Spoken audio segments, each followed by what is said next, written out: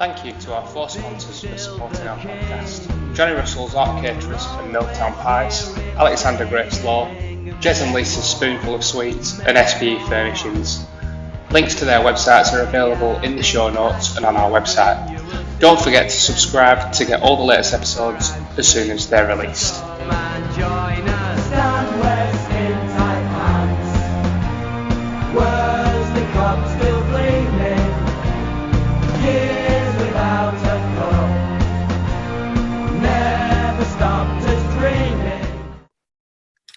Morning, Joe. Or evening, Joe, I should say. It's all right. Good morning. Did you play in the Worsley Cup final? I watched that. I did. Yeah, I did. I've actually heard quite a lot about you, or from Keith Fairclough. Rusty, yeah.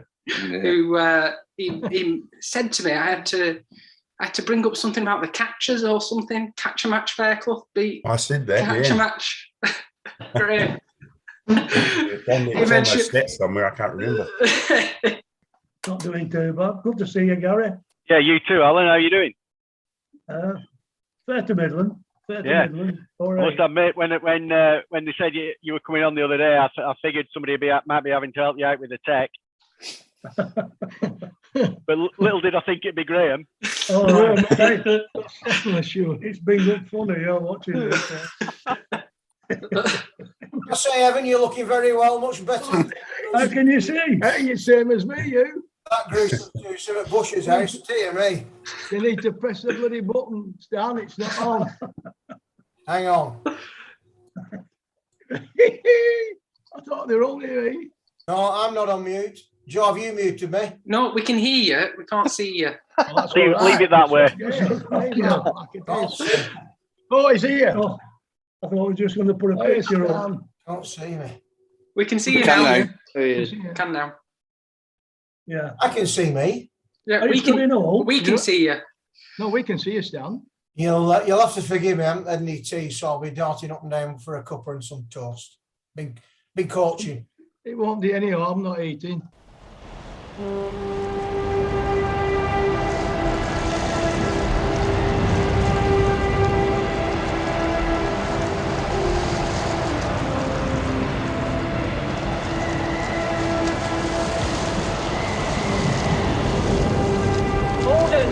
Holden, send Lowerhouse to save the house.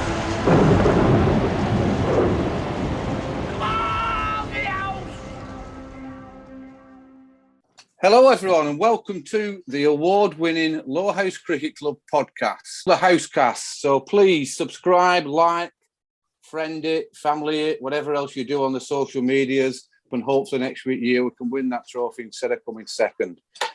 Well, what a show we've got tonight. Got an array of high-quality guests, some legends, but they're all bloody good blokes, all fantastic lads. And we can't wait to discuss and talk through great memories at Lowerhouse Cricket Club.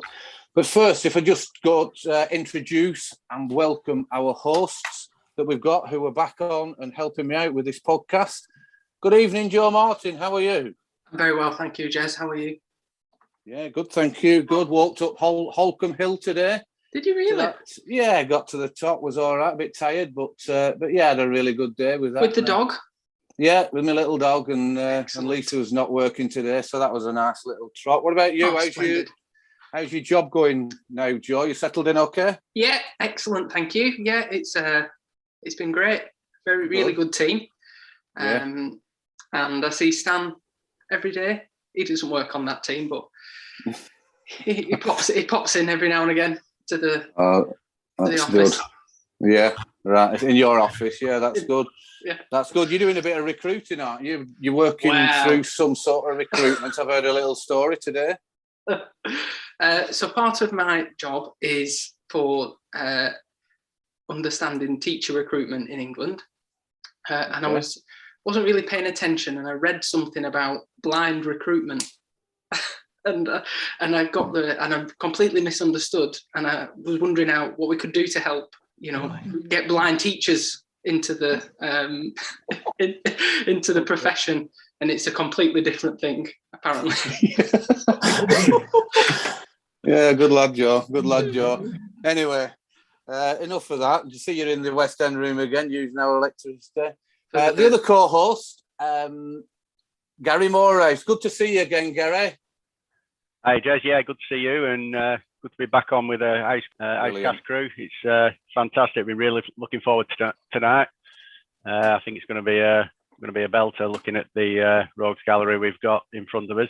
Yeah, great and stuff. I think now we've put season to bed as well. I think we've got a bit more latitude, haven't we, with what we can do with these casts and mix them up a bit. And this is going to be a good one. That's a great backdrop, Gary. Did you paint it yourself? I did, Stan. Yeah, it's I did it left-handed. Can you believe? Gary, brilliant. Thanks very much for coming on and assisting. We didn't know how many we'd have on here, so it's really good to have the likes of Joe and Gary on just to help me through with this. So for this evening's podcast, which hopefully will get out well before Christmas, so you can all have a good Christmas listen, we're going to talk through a really significant season within the club's history. It was a season 1982. The club, the first team, finished runners-up that season. But before we go into that, let me just go through a few guests that we've got on. You've obviously all heard Stan's here. So welcome, Stan, and thanks for coming on. How are you doing? It's a pleasure to be asked and to be on again, Jez. I'm doing very well, thank you. Round of golf this morning, and I just finished doing some cricket coaching with our JPP players. So, yeah, it's nice. It's nice to be on in a relaxing situation, because normally, of course, it's hell for leather during the season. Yeah, and you're relaxing now. We had that chat about the end of the season. Everything, you're calming yourself down, and the square's been put to bed, and just getting back into your coaching. Just got a few things to do on the ground. I'd like to cut the outfield and spike it before the weather gets too bad. Like to spike the square. Yeah, the bonfire needs reseeding, but I suspect we're just getting a little bit too cold for that now.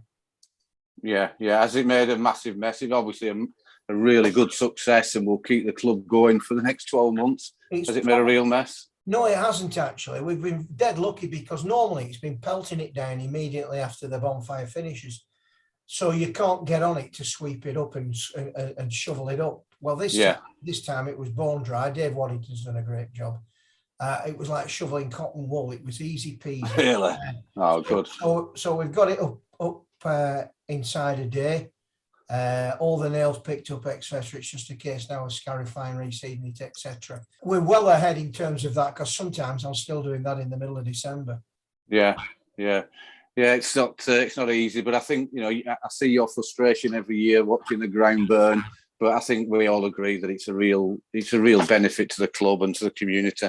Massive. And you did ask me, Jez, it's probably the smallest burned area that we've had for a while. Really? It's still big. It's probably the size of a centre circle. Right. But in the past, it's been much bigger. Right. Brilliant. No, that's great. Thanks, Stan. Right, we'll go up to... I don't really know how to describe you two sat there. It's a bit like them two were sat on that balcony in the Muppet Show. But welcome, Alan Holden and Graham Bushell, who are cuddling up on the screen at Bush's house. Welcome, you two. How are you both going on? Thanks very much. Yeah, fine. Fine, thanks. Fine. Had a quiet day. Good to see some old faces and some new ones. Joe there, and a long time since I've seen Gary. Yeah. Really appreciate you both coming on. Thanks very much. But I think the biggest thanks has got to go to Shirley. We've been trying to get on for the last 2 hours. There's been buttons pressed, Graham shouting at Shirley, Shirley shouting back. Another member of the 82 side, and a long-standing great opening bowler of Lowerhouse Cricket Club is Roger Bromley. Welcome, Roger, and thanks for coming on. How are you? You're welcome. I'm fine, thank you. Thanks for having me. Looking forward to this. Yeah, good. Much going on? Are you up to much in the winter months? Burnley Football Club running your life? And Yeah, to a certain extent. Yeah, it's just football at the moment. Yeah, good. Do you want to comment, officially on the Housecast as to how that defender didn't get sent off on Saturday? I'll just No, it's just ridiculous. But it seems to happen every week. Not just that one incident. We all seem to have an incident to talk about after the game. But it's just absolutely scandalous. Yeah, it is. It's outrageous. Smaller clubs, isn't it? But anyway, let's get on to tonight and let's have a good evening. So our final guest, and this is a lad who played for Lowerhouse in 1982, played all his professional career for Wellington in New Zealand, played numerous test matches, making his debut at Lords in 1982, played well over 150 first-class games. Welcome, Evan Gray. How are you going, Evan? Good, and it's a delight to be here and catching up with everyone again after, what is it, you said 39 years before? Yeah. I'm starting to feel old. Yeah, it is. It's incredible, isn't it, when you think 39 years ago. So how's things for yourself at the moment, Evan, over in New Zealand with the problem that's going on around the world? How's New Zealand managing that? Well, we've been pretty lucky, really. I think we've been a bit slow in the rollout of the vaccine, but right. You know, and we're opening up all the whole of the country at the minute. Auckland's been in lockdown for 13 weeks, and we haven't seen our daughter for 6 months. She's a police officer in South Auckland. But in fact, last night, behind us here, there's a retirement village, and there's an outbreak of COVID there. Yeah. So it's everywhere. You just got to live with it as long as you're vaccinated and you do the right things. You've got to get on with it. Exactly. No, that's perfectly right, Evan. And hopefully we carry on sports back up and running. See, we've had some email exchanges. And the cricket's going very well, I think, Evan. I believe, I don't know what the other lads think on this group, but New Zealand are always, I think that everyone in New Zealand loves them to bits, but they're probably everyone's second team in international cricket. They are a pleasure to watch. And in that T20, I thought it was fantastic. How do you see that going and the tour next year to England? Yeah, well, I hope it goes well. It's interesting with Australia will probably England will probably find when they go down under. Touring for the sides is hopeless at the moment. That they with the lockdown everywhere and people are pulling out with they're overdoing MIQ and being locked down and. But no, that New Zealand, we actually start tomorrow night, I think it is, in India. Poor old Ross Taylor's coming straight out of lockdown. He hadn't had a game since the last test against India, and the next game he plays will be a test match tomorrow against India in India. It is. It's interesting to see, and the cricketers. People will look and think, well, they lock down in fantastic hotels and great areas, but mentally it must be soul destroying to be in the same place for month after month after month. I don't know how they cope with it really, but c'est la vie. At least there's some cricket being played. Evan, can we just? We're going to talk at length here. There's so much to discuss and so much to bring the lads in and to talk through the time at Lowerhouse. But it's great. History shows us within these podcasts that the spectators like to know quite a lot about the various guests that come on, whether professional cricketers or the amateur cricketers. Can you just run us through your early years and you're coming through into getting into the Wellington, first team and the junior side of that, how that went? Yeah, well, I was lucky enough to be in primary school rep sides and with the likes of Bruce Edgar and Robert Vance. Played pretty steady cricket right through college, made various Wellington under rep sides. Well, I did make them, and New Zealand school sides. Went to Australia with the New Zealand secondary schools team to play Kookaburra Shield. Yeah, would have been there. David Hooks was playing in that carnival. Dav Watmore. We actually won that, and then we came back, and I made New Zealand under 23, under 20, and into the Wellington team in 1975, 76. Right, and pretty much never looked back. Had a slowish start. But I think the thing that made that Wellington side, and from probably not late 70s right through the 80s, we were pretty much the dominant side in New Zealand. Though Peter Fulton might have different ideas, but the game that I do remember is a game we lost, and we played Australia at the Basin, and it was like the Wellington secondary school side playing the World 11 because they had Chappell, Walters, O'Keefe. Marsh, they had the whole lot. And we bowled them out for about 95. And no, 140. Then they bowled us out for 100, and then Greg Chappell got a magnificent 100, and they left us somewhere just under 300 to score in the last afternoon, and we got bowled over for about 280, 285. So it's a good game. Yeah. But the thing that I remember, and they didn't have to give us the time of day, that they invited us into their dressing room every night, 6 o'clock, and the place was loaded with 4X cans, and they just wandered around and chatted to us and treated us like equals. And I've never forgotten that. In fact, I've caught up with a number of them since, Kerry O'Keefe certainly, and I reminded him of it. And brilliant, fantastic memories for you, and playing through that, that period with those cricketers. Crikey, what what a time that must have been with such great cricketers. A little bit of research that we've done around, your stat 7 and playing for, you're a one province player. You've only played for Wellington in all your career, and I find this stat quite fantastic. That you're the player in the New Zealand's history to score over 4,000 runs and take 350 wickets for the same province. That's some feat, and to play for the same province. Did you ever get approached to go play anywhere else, or did you ever look at moving on towards the end of your career? No. Right at the end, I thought maybe I could go out where I am today in Northern Districts, but no, I've always been sort of followed the same club, province. It's one. Fantastic. And then you've played your first class career. We'll come on to your time with us. But you've played, a lot of Test matches against some fantastic countries, and then you got into umpiring. Do you want to talk us through some of those Test matches and some of the tours that you've been on, and anything significant? Yeah, well, I did 2 tours to England, 83 and 86, Australia, India, Pakistan, Sri Lanka 3 times, Sharjah.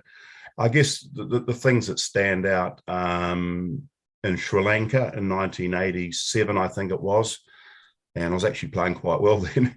And we, at the end of the first test in Colombo, we were back at our hotel waiting to go down to the Australian High Commission to have a barbecue to celebrate Ewan Chatfield's 100th Test wicket. And we're just at reception downstairs, and suddenly there's a loud boom, and a bomb had gone off in the bus depot just down the road. And I'm trying to sort of remember, but it would be less than a kilometre away, and 120 killed. And our tour was then called off. Well, we stayed another week, where they tried to convince us to stay, and then we had a vote on it, and it was 9-6 to come home.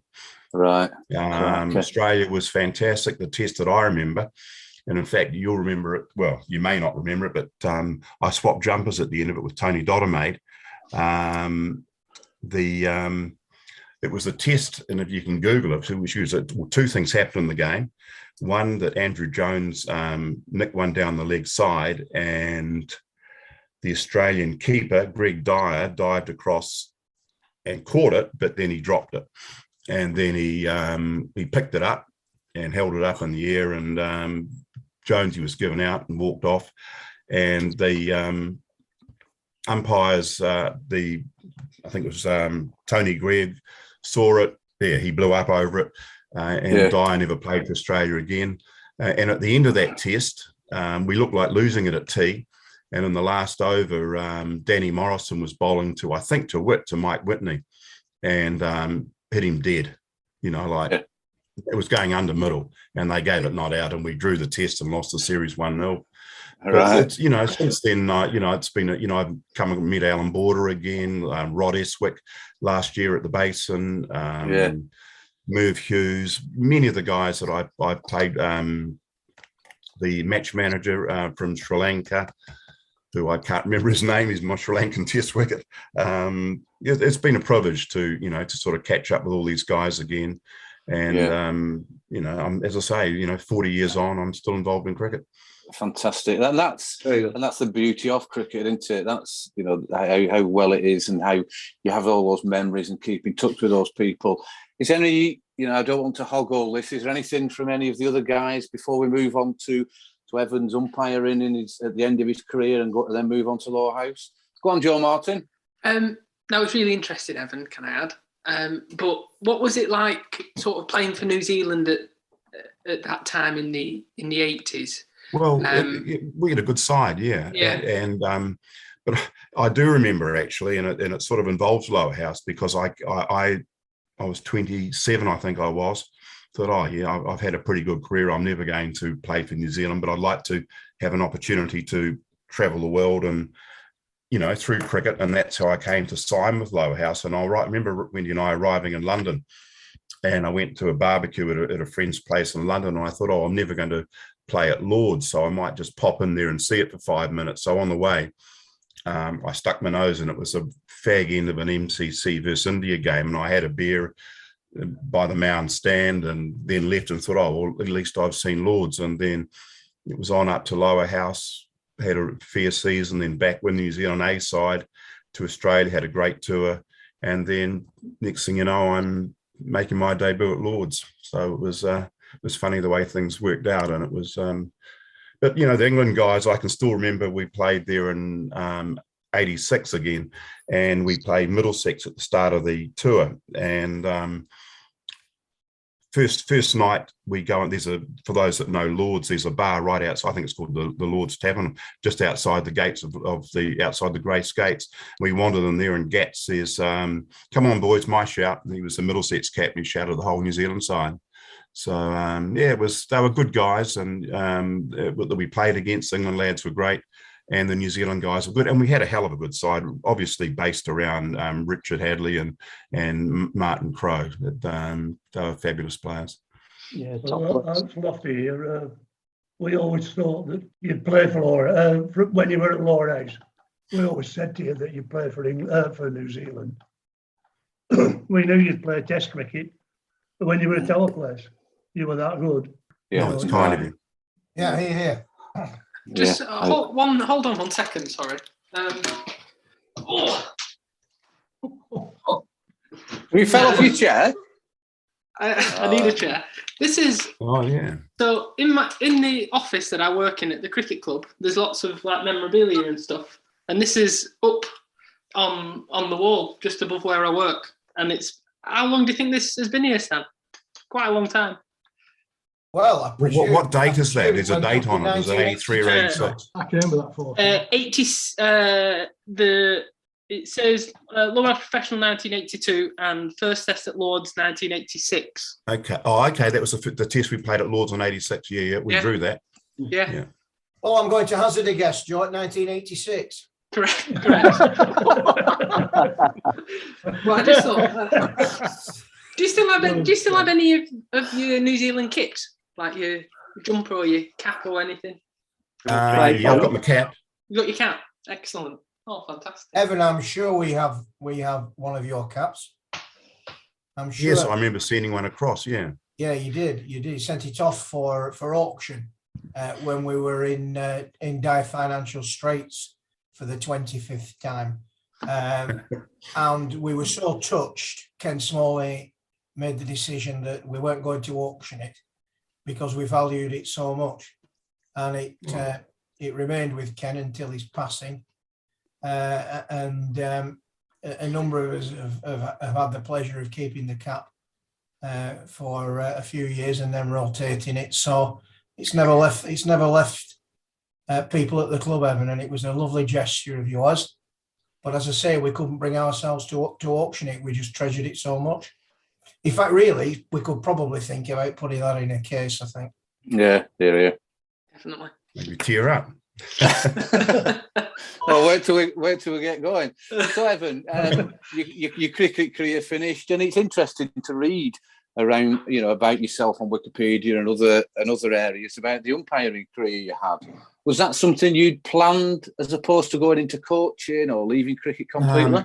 Well, I'm still coaching young kids. New Zealand Cricket did this fast track program to encourage former first class players to get into umpiring, and I stuck my name forward for that. I got selected, and I thoroughly enjoyed it. I think about the third game I ever umpired was a a first-class game with Billy Bowden.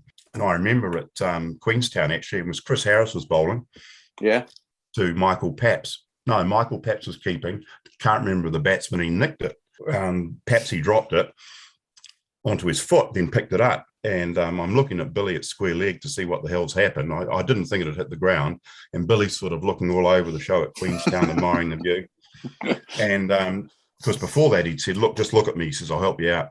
And so I gave it out. And Harry says, didn't you see a nickety, Jay? And I said, well, of course I did. And I said, I was looking for a bit of advice from your friend over there. He said, well, don't rely on him. Anyway, I went over to Billy and I said, listen, mate, I played enough cricket. Don't you look away and don't you tell me nothing I need to know and everything I don't need to know. Yeah. So we didn't get off on a great start. Yeah. He's still going round. I'll see him in Hamilton next Tuesday. I saw, because he got a bit bad press, didn't he, at the end of his, he's test unusual. career. Yeah. He's a fine umpire. He's just eccentric. Yeah, eccentric. A little bit like our first 11 wicketkeeper, but anyway, that's another story. So, Edwin, that's fantastic insight into your international career and your first-class career, and we could go on forever and ever. And I'm sure the lads, or if we can get you back on in the future, we can keep reminding ourselves what a great career you had and what a great fellow you are. Can we just talk through the circumstances prior to 82 of you signing a contract or being approached to come and play as a professional in the Lancashire League or in the leagues? How did that come about? Well, I'm trying to remember. I know I did it through Derek Parker. Okay. And I'd maybe seen an advert, or I can't remember how it first, right at the start, but I remember having numerous letters from Derek. Somewhere I've still got them, and I understand he's only passed away in the last few years. But he was very good to me, and he got me in touch with Lowerhouse, and sort of letters went backwards and forwards between him and me and the club. I can still remember the fee that I got for my first year, or for the year at Lowerhouse. You what? £3. You want to know? Yeah, go on, yeah. It was £3,700. Oh, that far out. I don't know if that was good, bad, or indifferent, but anyway, it was. I was happy with it, and opened an account with Lloyd's Bank. They were thrilled to get so much money, and so we arrived there and met at. In fact, I was a day late coming. I think we got met at. Would it be Manchester? No, would it be Wigan Station or Manchester? Manchester. Was it Clifford and someone else met us? And I can't remember who else it was. Where is Harold Astley or Bill Fielding? Could have been, and then they took us, and I don't know what, but I'm still in touch with this place on Facebook. They thought, Kiwi Bull, whack him on a farm somewhere. So Sabden, you're in Sabden. You're in Sabden. Sabden, number 4, the field, Sabden. No shower. The place was built in about 1500. The roof was only about 5'8". But it was lovely, and it was a guy, Tom Hill, who owned it, and we were in his other flat. And funny enough, about 20 years later, 25 years later, I got a message from someone that I didn't know who had been in the Isle of Man or the Isle of Wight, and they were Kiwis, and they'd met Tom, and he said, "Do you know Evan Gray?" And they didn't, but they got in touch with me and passed on some correspondence from him. Fantastic. Alan, can I bring you in at that? Myself and Gary and Stan have been involved in when the committee are looking at the professionals, etc. What was the circumstances around that era of signing professionals? Did you get much say in it? No, Clifford used to just come up to me and say, "I've got him." Right. And that were it. Right. That were it, no matter. And then I found out it were Evan. Yeah. From then on, his record proved itself. Sorry, Jez, just as a point of information, I've just Googled what £3,000 was in 90 would be worth now. And it would actually be worth over £10,000. So we probably paid a more reasonable fee than we were renowned for, because we did skin some professionals. And just on the subject of value, I don't know if you remember when Evan and Wendy were introduced at a Meet the Pro night, and it was quite a big event. And I remember. The place was packed, So do I. the place was packed out, and Everton, I think, had just signed Andy Gray for over £1 million, and Jack Hayes gave Evan the biggest build-up you've ever heard, and said, "And ladies and gentlemen, I present to you our new professional, Andy Gray." And we were cock-a-hoot because we just paid 3,700 for somebody that cost £1 million. Fantastic. I remember that. Brilliant, brilliant. So, Lofty, just going back to yourself then. So, Clifford, bless him, Clifford's only passed in the last couple of years, and what a stalwart he was, and the work he did tirelessly for the cricket club. Who would have done the research around the players, around the professionals at that time, Alan? Because David Wren wouldn't have been involved like he was in the 90s and 2000. No, Clifford had a good rapport with Derek Parker. He was good mates with Derek. And I think Clifford then, at that time, went through Derek Parker and Jack Simmons and stuff like that. Yes. Yeah. To have a look at our professionals. Derek always had a good affinity with Lowerhouse. He loved Lowerhouse, did Derek Parker. He thought it was brilliant. Oh, that's good. That's good. I think when he came, he balanced the side out perfectly, really. We left arm seamer and 2 right armers. And then we got a slow left arm spinner. I thought that's a great balance in the team. Yeah. What's the winning formula? But apparently I didn't bowl you a long enough, lad. Well, we might come on to that, Lofty. We'll see. We've had some. Apparently. Yeah, Bush, do you think that'd have been intentional on Clifford's part, do you think? I was just going to ask that. Joking. That's on my list of questions. Whoever planned that is fantastic. But don't forget that Clifford took a great interest in the professionals, and I'll never forget at Rottenstall when we signed Mansour Eli. We played at Rottenstall, and Clifford, I was in the change rooms, and Mansour was, and Clifford said to Mansour, he said, basically, Mansour, he said, the professional will bowl from one end, and if he doesn't, he'll bowl from the other end. Yeah, I could tell you some tales about Clifford. Great man. Bless him. Great man. So we've got you've landed in the country, Evan. You've getting yourself settled in. What's your initial thoughts of the club and the players? Obviously, Lofty, he's a very sociable and a lovely fella that would introduce you and get as good a foundation for you within the club. How did you feel for that first week building up to the first game? I think it was a bit of a shock to Wendy, the culture. Especially when we arrived at this little cottage in Sabden. Yeah. And it was really quaint, but it wasn't what she was used to. And I said, look, we'll be fine, just chill out and enjoy it. And I think the next day Cliff came and got us, and we took us off to, what's the town down the road? Is it Clitheroe? Yeah. And to buy us a TV or rent a TV. And then he took us to, I can't think of the guy's name, but he had a garage up sort of above Lowerhouse on the hill. Jerry Dawson. Jerry Dawson. And we bought a 77 V-dub Golf, which got us around beautifully down to London, all over the show. Yeah. But I do remember the night driving home when the brakes failed. And I had to sort of negotiate all the hills and back into Sabden on the bloody handbrake. And I don't know how I did it. Like in second gear on the handbrake, and then I got it back into Lowerhouse and back to him, and he was able. He said, "Oh, okay, I'll fix them for you then if they don't go. Yeah. You might need them." Yeah, they might not go again. Oh, fantastic! So then we go into the first game of the season. What are your memories of that first game of the season? Well, we had a practice game, I think, against Blackburn Northern. Does that sound right? Yeah, Blackburn Northern. Yeah. And I got some runs and I got 50 and some wickets, and we're playing right on the edge over by the road. So I was able to hit a couple out of the ground, which I don't do very often. And it gave me a little bit of confidence. And then in the game against, and I went through the things the other day, I don't know why. Haslingden, Brian Higgins, he got 78, Tripp got 30, Stan got 30 odd, I think. And I think I got 33. And then, of course, the game, you got 4. Lofty got 1 for 20. And then I come on and finished it with a hat trick.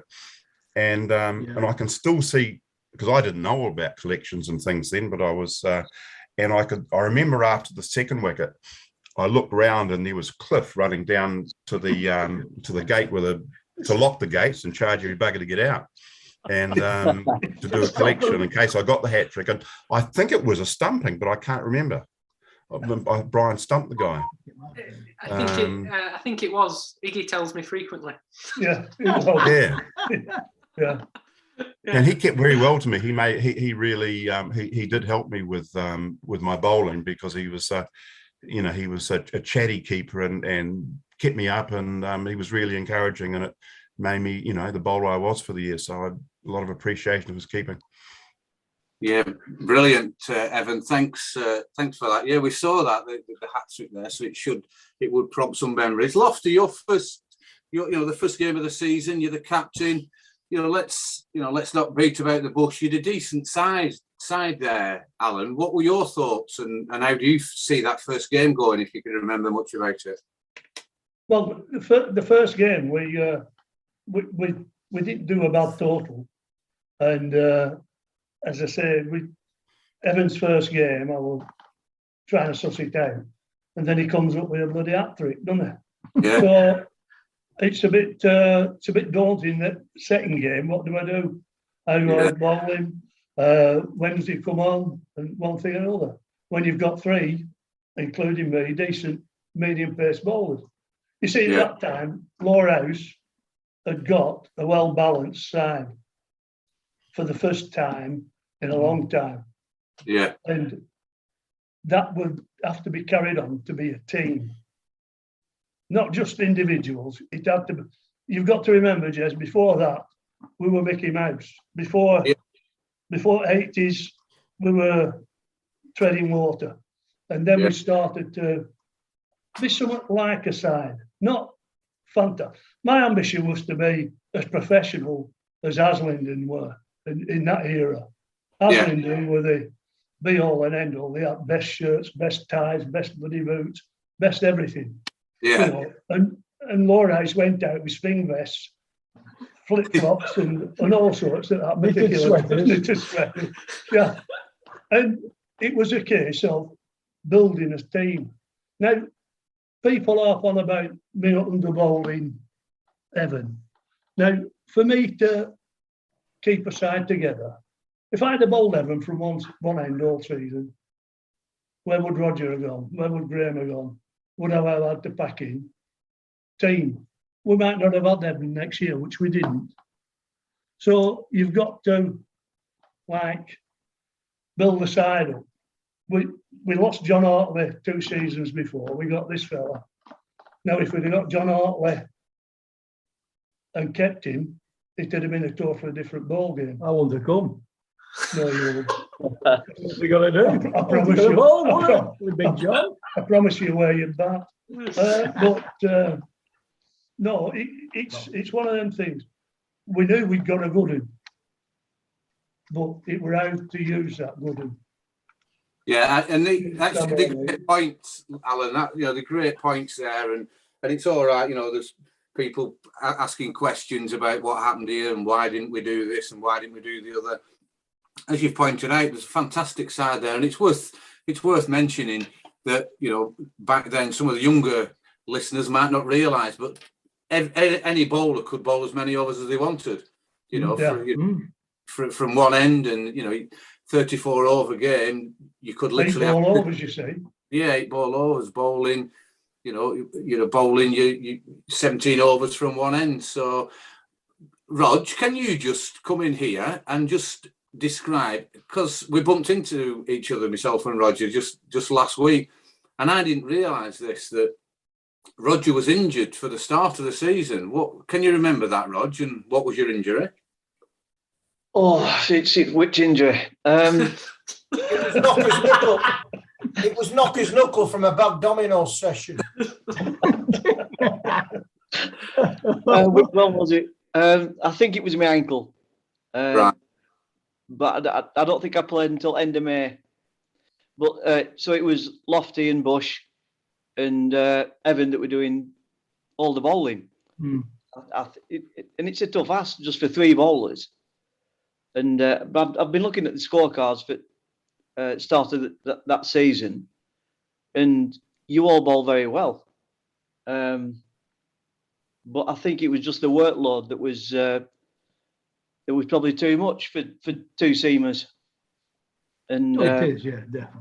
Yeah. Anyway, when I was fit, I got back in, and to be fair, the bowlers very rarely let us down.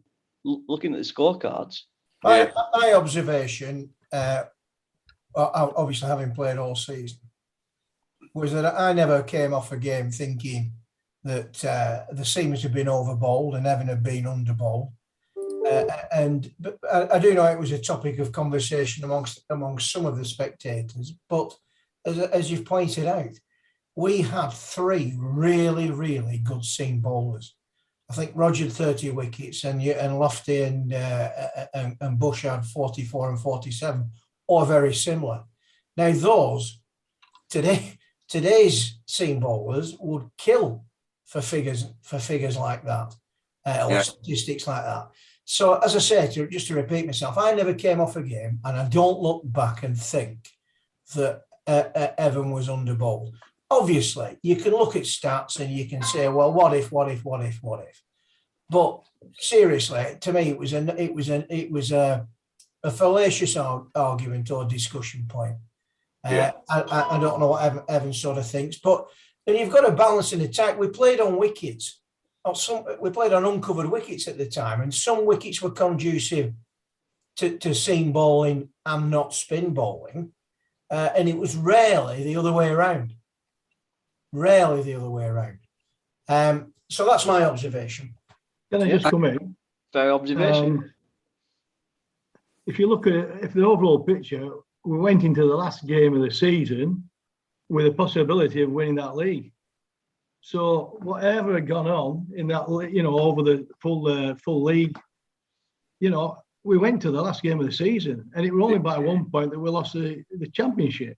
Yeah. So we didn't do so much wrong, did we? Really, we probably lost the odd game where we should have won. Yeah. So that's the only thing we did wrong. Yeah. Well, we're also unlucky with no results.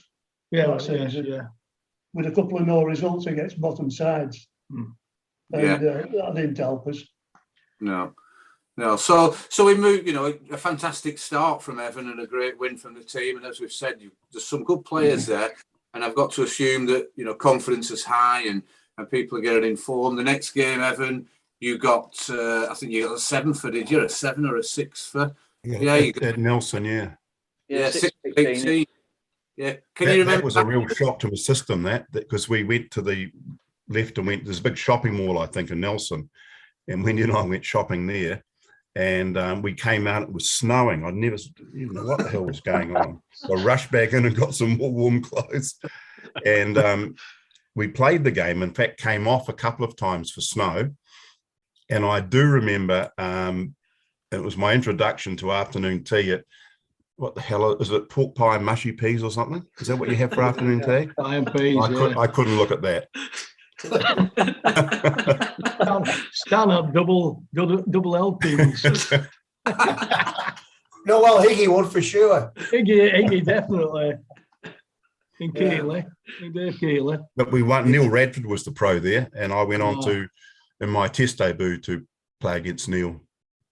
Yeah, we're a good player with Neil. Yeah, it was. And again, as you've said there, Evan, that's interesting. You talk about Higger, because we've had Brian on here a few times, and he's played so long for the club, and what a great wicketkeeper he was, and that is so nice of you saying that it did help your bowling and your career when you first came into the Lancashire League. There, 2 stumpings in that game against Nelson. Yeah. Oh, did he? Okay.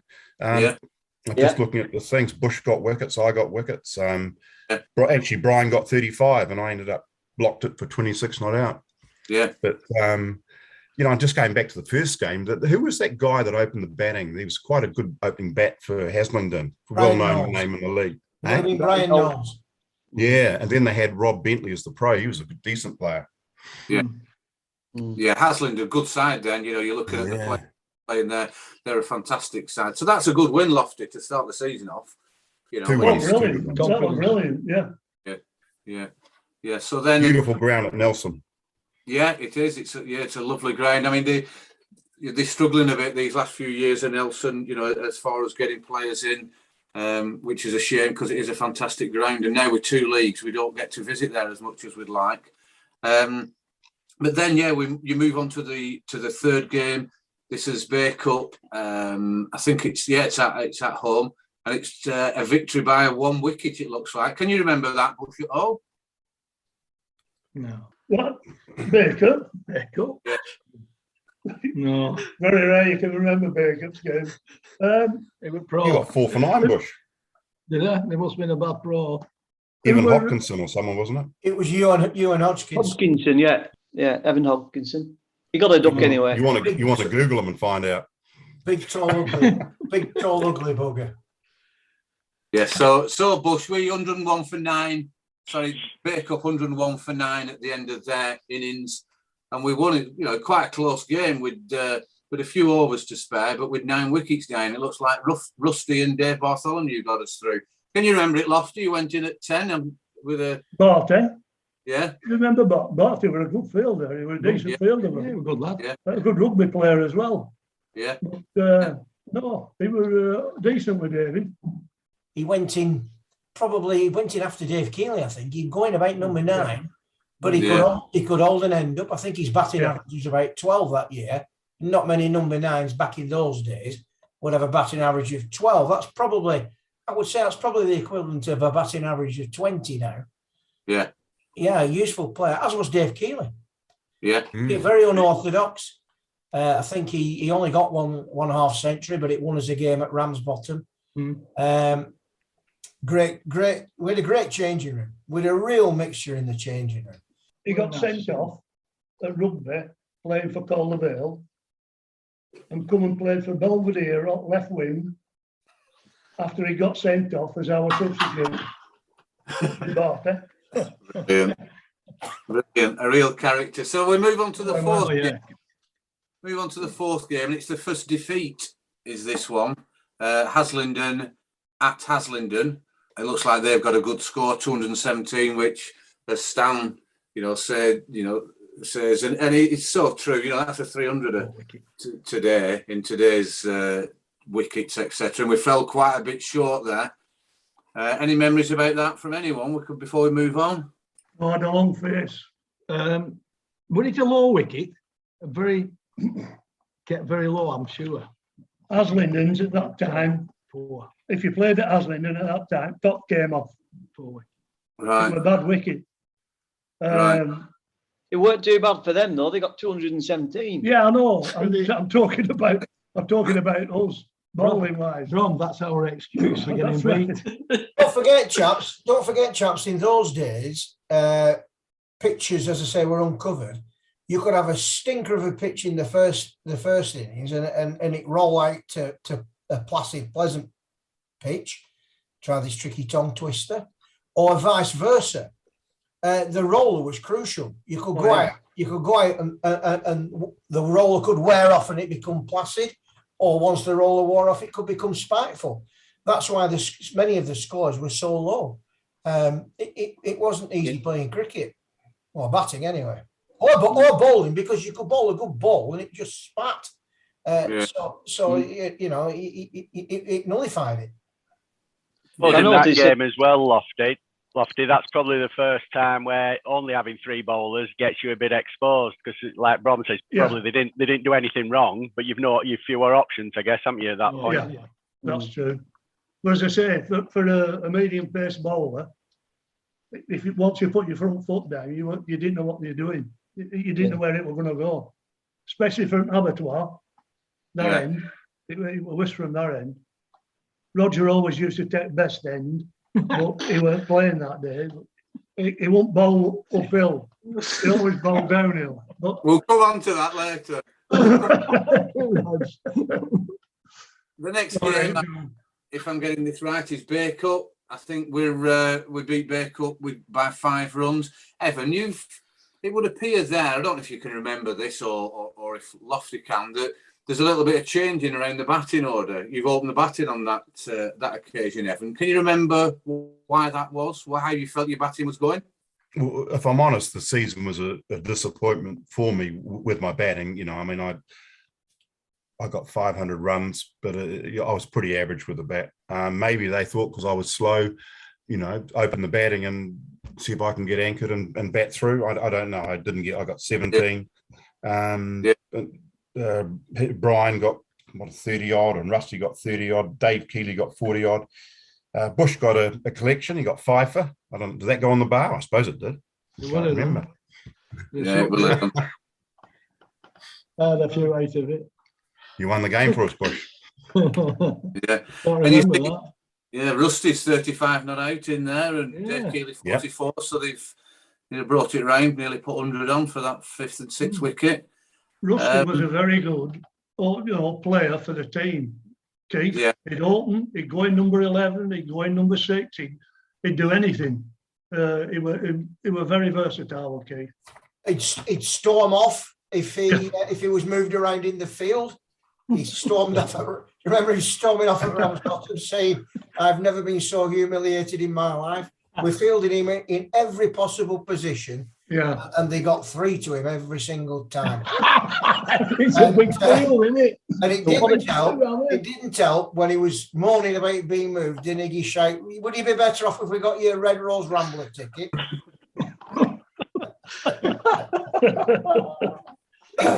Stan, yes. I think Iggy said, Keith in that incident said, "I've never been as embarrassed in all my life." And I think Iggy said to him, "Well, you need to get out more, Keith." That's right.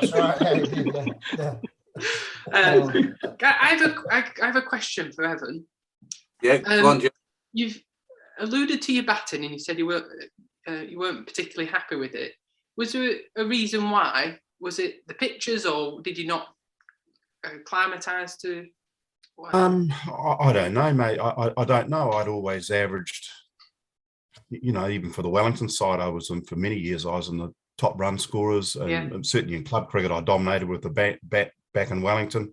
I don't know. It just, 20s and 30s. I got a few 40s, and never sort of. And I'm reading, Collis and Bentley, and not Bentley, but Rob Bentley. He got millions, and I didn't. So, but.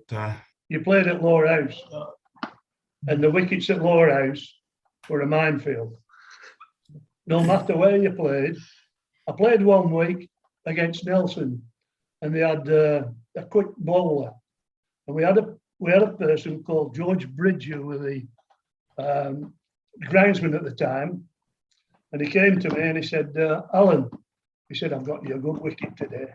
I said, "Where?" He said, "Bottom at square there. And right on a length, but bigger stump, it will." It looked like they were a mine shaft trying to get back up. And they wrapped us up, I think, Stan, for about 38 that day. It was Terry Hunt. You were Terry Hunt. That was it, Terry Hunt. Terry Hunt today, was it? Well, do you not remember that day we had Noel Guichard as substitute professional, and Hunt broke his nose. Not in several places, in every place, and he had to be carried off horizontal to hospital. Yeah. But the wickets were they were never scarified. They were quite dreadful. They didn't help you, Evan, at all. And Roger and myself were warming up before one game, and by this time the groundsman had become Joe Edmondson.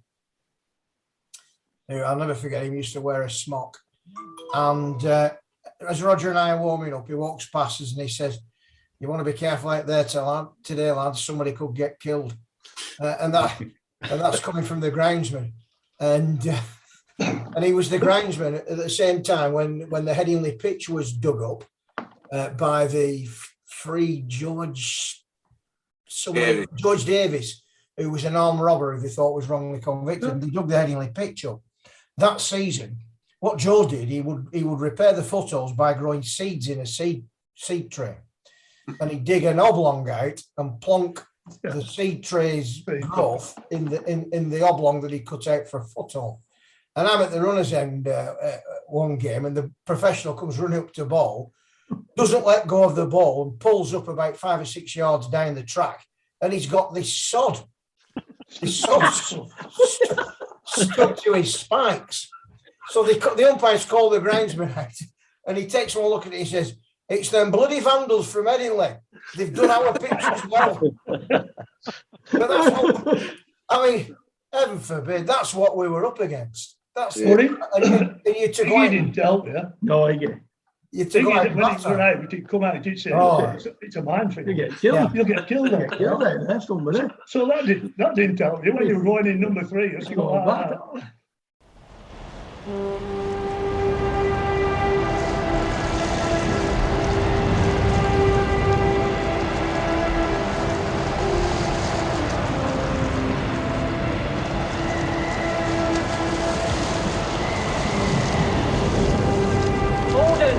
Holden, send Morehouse to save the house.